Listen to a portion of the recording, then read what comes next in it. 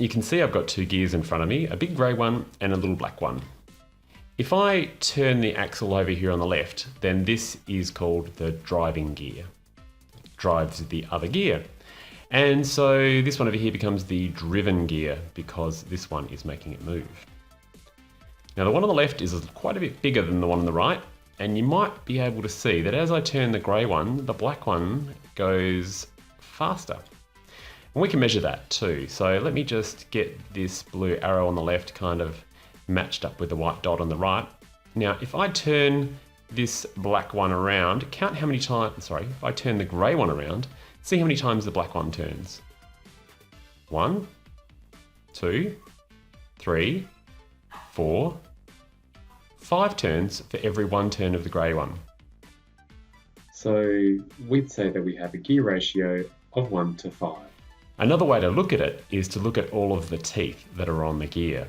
So this gear, the big gear, has got 40 teeth. Take my word for it, I've counted. The black one has got 8 teeth. So we've got a ratio of 8 to 40.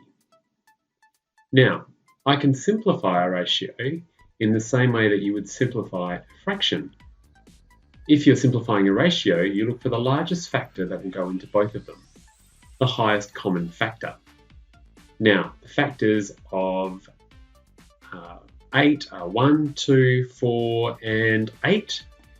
And the factors of 40 are 1, 2, 5, 10, 8, 20, 40. I think that's about it. Maybe I've forgotten one. I don't know. Okay, let's have a look.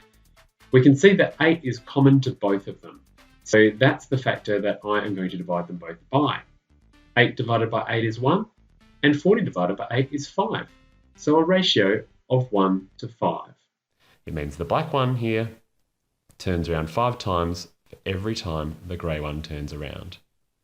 This is referred to as a speed multiplier because this axle is turning and making that one turn faster.